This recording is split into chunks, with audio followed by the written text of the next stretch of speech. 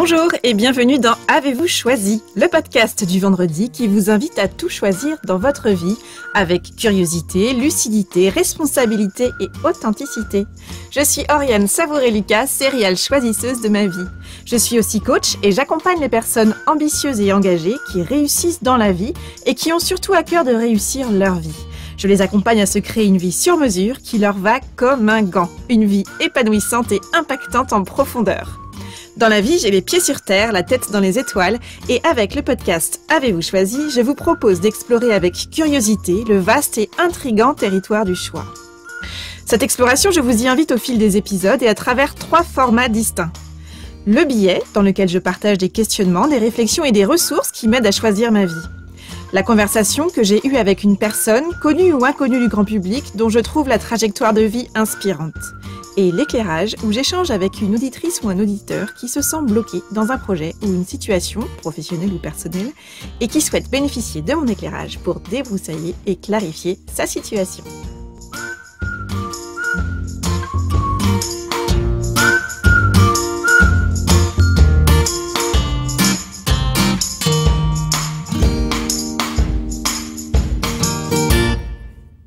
Mais qu'est-ce qui cloche ? Est-ce qu'il vous est déjà arrivé de vous poser cette question ? À propos de vous, qu'est-ce qui cloche chez moi ? À propos de quelqu'un d'autre, mais qu'est-ce qui cloche chez lui ? Qu'est-ce qui cloche chez elle ? Quelque chose ne va pas, oui, mais quoi ?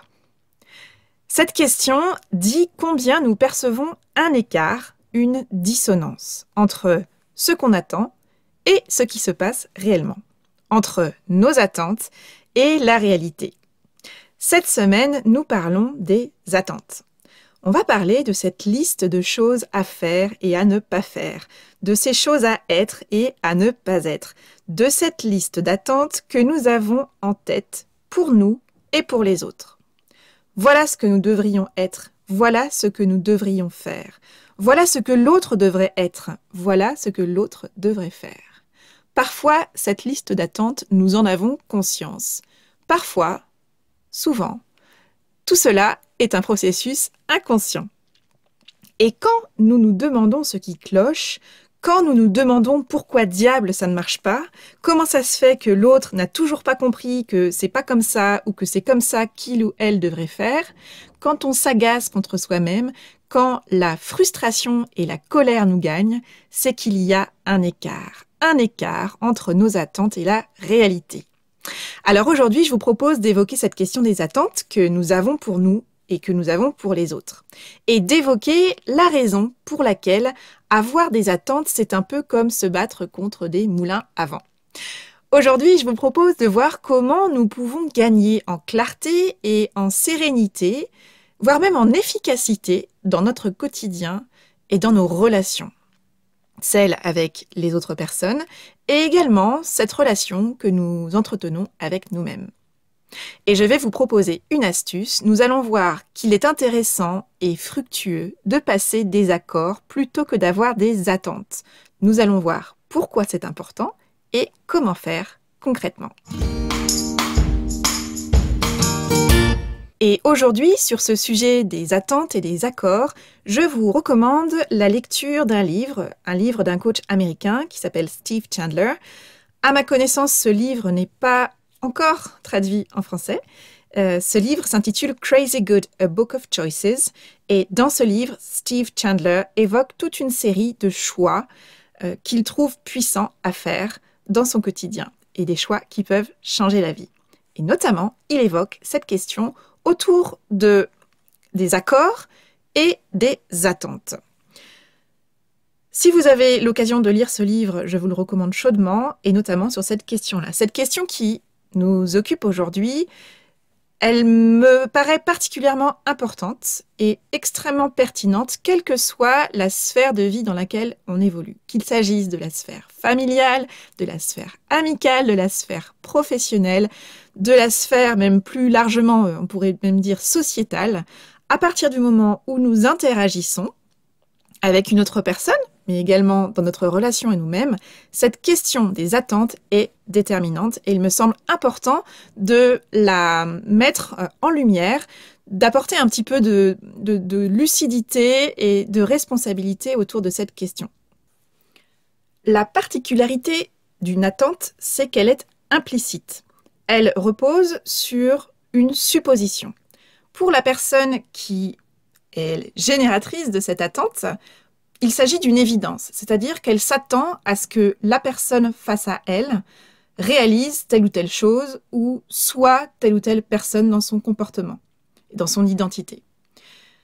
Le problème des attentes, c'est que si une attente est couverte, si quelqu'un coche la case de l'attente qui était la mienne, par exemple, eh bien, il ne se passe rien.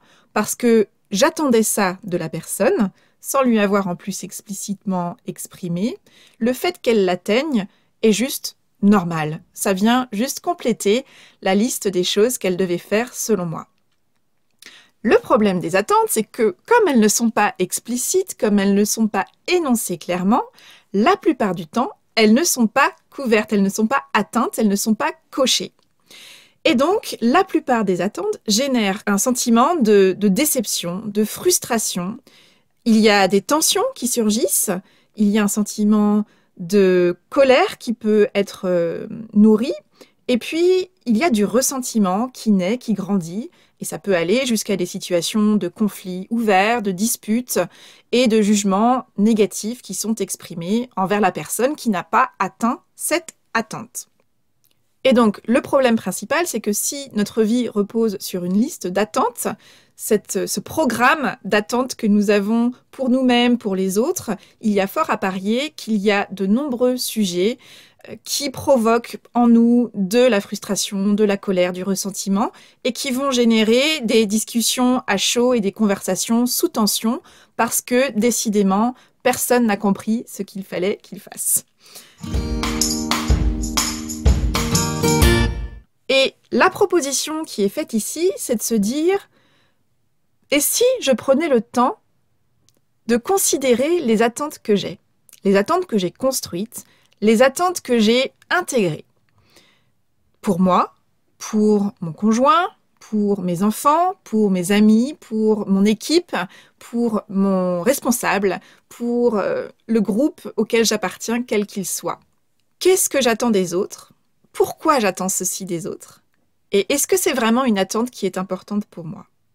En remettant de la conscience, de la clarté, de la lumière et du partage autour de ces attentes que nous avons pour les autres, nous pouvons passer à un stade beaucoup plus fertile et fructueux en termes d'interaction, c'est-à-dire plutôt que de s'appuyer sur une série d'attentes, de construire des accords. Pourquoi est-il important d'avoir des accords plutôt que des attentes? Pourquoi est-il important de passer des accords avec ses proches, dans les sphères professionnelles et personnelles, mais aussi avec soi-même? Parce qu'en fait, quand on passe un accord, on se met d'accord sur les termes et conditions, on met sur la table le sujet qui nous réunit et on échange sur les priorités de chacun, on échange sur les conditions de réalisation de l'action demandée. On échange sur les conflits éventuels de calendrier. On échange sur le degré d'autonomie de chacun. On échange sur « mais pourquoi c'est important pour toi de faire ça? Pourquoi tu veux ça? Qu'est-ce que je peux te proposer? Et pourquoi est-ce que ta solution que tu aimerais mettre en œuvre pour moi ne fonctionne pas? Mais voilà peut-être la proposition que je peux te formuler. Est-ce que ça te conviendrait ou pas ?» Passer un accord, ça veut dire vraiment mettre le sujet sur la table auprès de l'ensemble des parties prenantes et donc d'échanger, de se mettre d'accord, de co-construire un projet avec un objectif, une échéance, des étapes probablement, des actions, le qui fait quoi. Tout ça, ça permet de clarifier finalement dans cette discussion la forme et le fond du sujet qui nous réunit. Et cette idée de passer des accords, elle est valable avec toutes les personnes qui sont mobilisées dans un projet petit ou grand, en fait, sur lequel nous souhaiterions avancer et autour duquel nous avons des envies, des attentes, des besoins en termes de mobilisation de telle ou telle personne. plus nous sommes clairs sur ce dont nous avons envie, sur ce dont nous avons besoin, plus nous mettons ce sujet au centre de la table avec les personnes impliquées et concernées, plus nous pouvons co-construire la solution et donc faire monter à bord l'ensemble des parties prenantes, quelle que soit, encore une fois, la sphère concernée, la famille, les amis, le travail. Alors vous allez peut-être me dire, Oriane, ça a l'air d'être une bonne idée de passer des attentes aux accords, mais concrètement, comment on fait et sur quel sujet? Ce que je trouve intéressant et efficace pour identifier les points sur lesquels vous pouvez commencer à travailler, c'est donc de faire remonter à la surface de la conscience les attentes que nous avons. Pour prendre vraiment la mesure des attentes que nous avons dans tel ou tel domaine, il est intéressant d'aller essayer de capter des signaux plus ou moins forts, plus ou moins faibles. Et en l'occurrence, ce qui est intéressant, c'est d'identifier les plaintes que nous formulons fréquemment. En identifiant nos plaintes les plus fréquentes, c'est intéressant d'aller identifier les sujets qui sont récurrents. Qu'est-ce qui fait que régulièrement, il y a un sujet qui me fait râler, qui me fait bisquer, qui m'exaspère, avec plus ou moins d'importance et de vivacité, mais quand même, est-ce qu'il y a un sujet ou une thématique qui revient de manière récurrente et qui génère une plainte, une frustration, une colère chez moi? En identifiant en fait nos plaintes, nous parvenons à identifier ce qui est de l'ordre de nos déceptions. Qu'est-ce qui nous déçoit? En fait, quand on se plaint, c'est qu'on est déçu. D'une manière ou d'une autre. Alors, on peut être déçu de soi-même, on peut être déçu de quelqu'un d'autre, que ce soit son conjoint, ses enfants, ses amis, son supérieur, son collègue, ses pairs, etc., etc. Et en fait, en identifiant nos déceptions, si on remonte d'un cran, on va réussir enfin à reconstituer nos attentes, cette liste d'attentes que nous avons pour nous et pour les autres. Et ça, c'est extrêmement puissant puisque en reformulant nos attentes, nous arrivons déjà à passer de l'inconscient au conscient.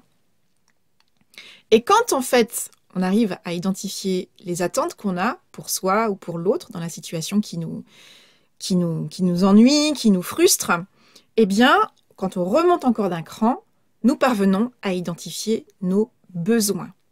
En fait, quand je suis frustrée, quand mes attentes ne sont pas couverte, c'est que mon besoin, qui aurait besoin de s'exprimer et d'être couvert dans cette situation, ne l'est pas. Et donc, quand je suis déçue, quand je perçois une dissonance, un écart entre mes attentes et la réalité, ce qui se passe vraiment sous mes yeux, dans ma vie, eh bien, c'est que cette frustration, elle exprime mon attente qui n'est pas couverte et donc mon besoin qui n'est pas couvert. Et derrière un besoin, eh bien, je peux apprendre à l'identifier d'une part, et ensuite, je vais apprendre à formuler ma demande. Et ces demandes, ça va être en fait la base des accords que nous allons conclure. En formulant notre demande, nous lançons le round de négociation, quelque part, dans l'accord que nous aimerions construire. Dans cette situation qui nous rend plaintifs, qui nous rend aigris, qui nous rend frustrés, qui nous met en colère, comment je peux sortir de cette posture de victime? Comment est-ce que je peux reprendre les rênes et proposer d'entrer dans une sphère de co-création avec la personne qui est concernée? Et forcément, en entrant dans un dialogue ouvert, respectueux, bienveillant, mais avec clarté, c'est-à-dire en étant très au clair sur son degré d'exigence, sur ses propres limites, eh bien, nous allons pouvoir poser le sujet au centre de la table et offrir un espace de discussion à la personne en face de nous qui est concernée. Parfois, c'est nous-mêmes. Et donc, à partir de là, de commencer vraiment à parler de choses concrètes, à parler de nos agendas respectifs. Parce qu'on s'aperçoit parfois que l'attente qu'on avait pour l'autre, peut-être qu'elle est possible à être couverte pour l'autre, mais pas dans le timing qu'on avait imaginé, parce que cette personne a elle aussi ses priorités, son agenda. Et en fait, en mettant tout ceci au centre de la table, on va pouvoir prendre en considération les enjeux, les besoins, les limites de la personne face à nous, et nous allons pouvoir affirmer nos besoins, nos limites et notre degré d'exigence dans la situation qui nous concerne. Et c'est à partir de là, à partir de cette base que les deux parties vont apporter dans la discussion, que nous allons pouvoir petit à petit co-construire une solution. Et le gros avantage des accords par rapport aux attentes, c'est que quand on s'est tapé dans la main en se disant « bon allez, on passe cet accord-là », on tente, on teste et on voit ce qui se passe, eh bien quand il y a résonance, c'est-à-dire quand les choses se passent bien, on peut se féliciter que cet accord qu'on a pris le temps de construire fonctionne. Et puis quand ça dissonne, eh bien on sait sur quelle base revenir. On avait passé un accord, il n'y a pas besoin de reconstruire les choses, c'est notre nouvelle base. Et à partir de là, on va ajuster, expérimenter, jusqu'à trouver un nouvel accord qui convienne à l'ensemble des parties prenantes. Voilà pourquoi il est intéressant de passer des attentes à des accords et pourquoi nous pouvons passer de la frustration à beaucoup plus de sérénité, de fluidité et même d'efficacité dans notre manière d'aborder notre quotidien. Je vous propose donc de prendre quelques minutes pour identifier la plainte qui revient la plus fréquemment pour vous ces derniers temps. Qu'est-ce qui vous déçoit en ce moment? Essayez de remonter un peu le fil et d'identifier l'attente qui se cache derrière cette plainte, derrière cette déception, d'identifier cet écart entre ce que vous voudriez voir se passer et ce qui se produit effectivement. Qui est concerné par cette attente et surtout quel est votre besoin derrière cette attente qui n'est pas couverte? Et donc, quelle demande pouvez-vous formuler? Avec cette demande, une fois que vous l'aurez clarifiée sous la forme d'une question simple, pour vous d'abord, puis ensuite pour la personne qui sera concernée, eh bien voilà, vous avez créé la base de l'accord à co-construire avec la personne concernée. On a parlé ici des attentes, de l'importance de passer des accords, de comment concrètement poser les bases de ces accords. Je serais vraiment heureuse d'avoir votre retour sur la manière dont résonne pour vous ce concept. Est-ce que ça vous parle? Est-ce que vous avez déjà testé quelque chose? Comment faites-vous pour, au quotidien, gérer ces situations de frustration où il y a un écart tangible, plus ou moins important, entre ce que vous aimeriez voir se produire et ce qui se produit réellement? Je suis vraiment très intéressée à voir vos retours, vos idées, vos suggestions de techniques et autres approches. Vous avez peut-être testé la communication non violente ou d'autres formes d'expression des émotions et des besoins pour co-construire des solutions. Je serais ravie de savoir comment vous procédez. Et n'hésitez pas aussi, si vous avez des questions, je serais aussi ravie de savoir comment je peux continuer à vous aider.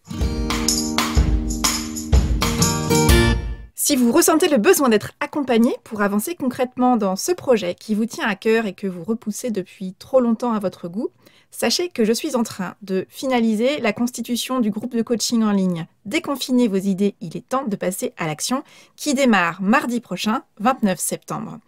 Et si vous osiez vous offrir 6 rendez-vous en ligne, un mardi sur 2, pour vous atteler enfin à la réalisation de ce projet de cœur. Et vous y atteler avec joie, lucidité, méthode et responsabilité. Pour plus d'informations et puis pour vous inscrire, rendez-vous sur le site orianesavoureluca.com, page l'atelier. J'accompagne également un petit nombre de personnes en coaching individuel à distance ou en présentiel à Angers. J'accompagne des personnes qui réussissent dans la vie et qui en sont à un stade de leur vie où elles aspirent surtout à réussir leur vie. Je les accompagne à se créer une vie sur mesure en partant de leurs choix authentiques et de leur singularité. Si vous êtes à un moment de vie où vous sentez que vous avez envie d'investir en vous pour avancer vers une vie qui vous ressemble davantage, je vous invite à me contacter via le formulaire de mon site afin que nous puissions identifier dans quelle mesure nous pourrions travailler ensemble à votre service. Voilà, c'est tout pour aujourd'hui. Pour retrouver cet épisode, rendez-vous sur le site orianesavoureluca.com.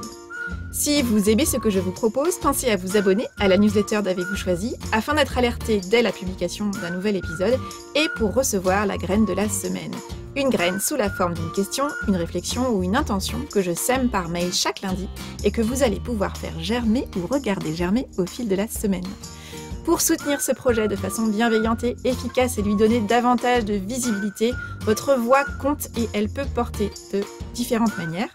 Vous Vous pouvez faire connaître Avez-vous choisi à ces personnes qui comptent pour vous et que l'idée de tout choisir dans leur vie pourrait réjouir. Vous pouvez également partager votre enthousiasme par écrit en déposant une constellation 5 étoiles sur Apple Podcast, un avis sur votre application de podcast préférée, sur le site ou encore sur les réseaux sociaux. Enfin, si vous souhaitez me contacter pour postuler à l'éclairage, me partager vos retours, vos questions et vos avancées, ou pour me suggérer de nouveaux invités, vous pouvez me contacter via mon site. Je me ferai un plaisir de vous répondre. Je vous souhaite une excellente semaine et je vous donne rendez-vous vendredi prochain pour un nouvel épisode. Et d'ici là, et si vous choisissiez tout ?